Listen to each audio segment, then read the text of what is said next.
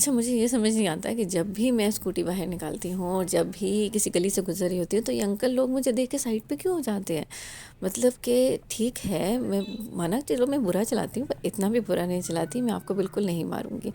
और मैं खुद भी जब मैं कोई देखती हूँ कि कोई बुज़ुर्ग बंदा है या कोई एकदम से मुझे देख के थोड़ा-सा रिलक्टेंट होता है, तो मैं स्लो कर लेती हूँ और मैं बहुत आराम से उनके पास से निकालने की कोशिश करती हूँ, ताकि जो है ना, वो बिल्कुल मेरे से डरे ना और इस तरह से खौफ़ज़दा मत हो। मैं कुछ भी नहीं कहती, मैं बंदे बिल्कुल भी नहीं खाती, तो आप प्लीज़ इस तरह से डरा मत करें, मैं आपको कुछ भी नहीं कहूँगी। अच्छा, और एक मज़े की बात है कि कल मुझे एक मैसेज आया कि मैंने आपका व्लॉग देखा है, लेकिन ना आपसे एक शिकायत है कि आपने पिंडी की गलियों की बुराई नहीं करनी है, क्योंकि मैंने अपने पहले व्लॉग में कहा था कि ये जो पिंडी के गलियों के जंप और खड्डे हैं ना, इनसे तो बस अल्लाह ही बचाए। तो उन्हें बड़ा बुरा लग गया, तो एज़ अ सजेशन उन्होंने मुझे कहा कि आइंदा आपने पिंडी की गलियों की बुराई नहीं करनी, क्योंकि हमें इनसे बहुत मोहब्बत है। तो जी वाकई पिंडी की गलियों से तो मुझे भी बहुत मोहब्बत है, और ये गलियाँ जिनमें हमने अपना बचपन गुजारा है, ये तो मुझे वाकई बहुत प्यारी हैं।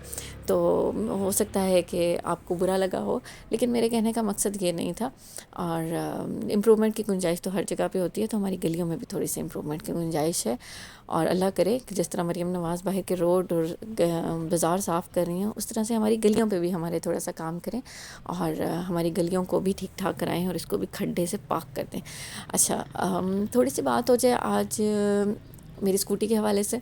मैंने आपको कहा था कि मैं आपको अपनी स्कूटी के सफ़र के बारे में बताऊंगी कि मैंने स्कूटी कब ली, कहाँ से ली, कैसे ली, स्कूटी चलाना कैसे सीखी। तो सबसे पहले आज बात करेंगे कि मैंने जब स्कूटी लेनी थी, तो मैंने ये सोचा कि मैंने स्कूटी लेनी है, तो ये सफ़र कैसे मेरा शुरू हुआ।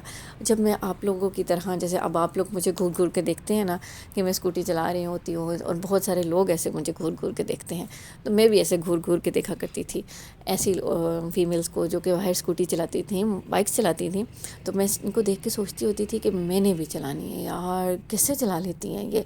और जब भी मैंने घर आके नाम लिया कि मैंने स्कूटी चलानी है, तो पता है आगे से सुनने को क्या मिलता था? कभी साइकिल चलाइए? मैं कहा चलो जी। और वाकई मैंने ज़िंदगी में कभी साइकिल भी नहीं चलाई, मैंने पूरा बचपन, मुझे साइकिल भी चलानी नहीं आती थी। तो इसीलिए मेरे घर वालों ने तो साफ़ इनकार कर दिया कि बेटा तुम नहीं चला सकती, तो ये ख्वाब तुम्हारा ख्वाब ही रहेगा कि तुम स्कूटी चलाओगी। मैंने भी कहा अच्छा चलो ठीक हो गया, देखते हैं। और इंसान जब किसी चीज़ करने के बारे में सोच लेता है, ठान लेता है कि हाँ ये काम मैंने करना है, तो फिर उसे दुनिया की कोई भी ताकत नहीं रोक सकती। वो शाहरुख खान ने कहा था ना, जब किसी चीज़ को तुम पूरे दिल से पाने की कोशिश करते हो, तो पूरी कायनात तुम्हें उससे मिलाने में लग जाती है। तो मेरे साथ भी कुछ ऐसा ही हुआ।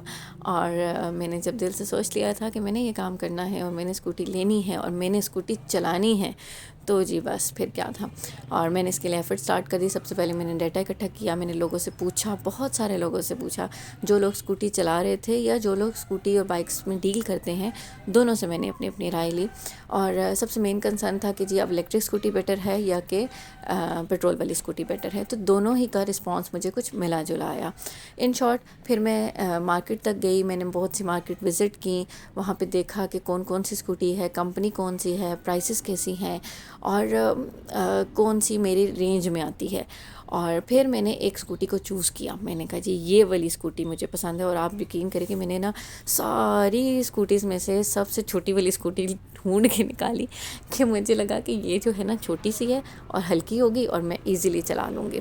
और क्या था जी कि मैं उसको पसंद करके घर आ गई और मैंने आके अब्बा को बताया कि बस ये वाली स्कूटी फ़ाइनल है, आप ये पेमेंट लें और जाएं जाकर वो स्कूटी लें। अच्छा, मज़े की बात ये हुई कि जब अब्बा मेरे गए वहाँ पर और वहाँ पर जाकर उन्होंने वो लेने लगे, तो उसी शॉप के ऊपर एक और स्कूटी आई हुई थी जो कि 10 दिन पहले की सेल थी। अब वो बंदा उसे रिटर्न करने आया था। अब वहीं पे खड़े खड़े जब पापा ने वो देखा कि ये बंदा रिटर्न करने आया है, और उस शॉप वाले ने मेरे अब्बा को भी बताया कि ये अभी अभी वापस लेकर आए हैं, क्योंकि इन साहब की हाइट थोड़ी ज़्यादा है और ये स्कूटी थोड़ी छोटी इनको पड़ रही है, तो ये कहते हैं कि मेरी बैक में इशू है। तो ये वैसे तो 175,000 की है, लेकिन अभी ये आपको 141 में सेल कर देंगे। उसकी पैकिंग भी हुई हुई थी और उसी शॉप का बिल भी उनके पास था, और वो सिर्फ 10 डेज़ चली हुई थी। अब जब उन्होंने वहाँ देखी कि यार ये तो कुछ अच्छा ही सिस्टम लग रहा है, तो उन्होंने मुझे कॉल की कि यार देखो एक स्कूटी आई हुई है, जो तुम पसंद करके आई थी वो 2.5 लाख की स्कूटी थी, और जो अभी मेरे सामने खड़ी हुई है 141 की है, तो ले लूँ। और आई वाज़ लाइक कि मैं अब फ़ोन पे आपको क्या बताऊँ यार, मैं तो पसंद करके आई हूँ। मैंने कहा जी जो आपको बेहतर लगता है आप कर लें।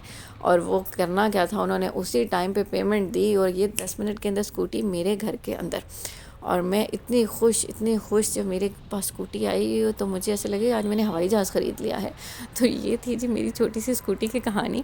और नेक्स्ट व्लॉग में इंशाल्लाह मैं आपको और भी डिटेल बताऊंगी कि मैंने किस कंपनी की ली, कहाँ से ली, और कंपैरिजन भी हम करेंगे कि इलेक्ट्रिक स्कूटी और जो पेट्रोल वाली स्कूटी है इनमें डिफरेंस क्या है। तब तक के लिए अपना ख्याल रखिएगा, मिलते हैं अगले व्लॉग में। अल्लाह हाफ़िज़।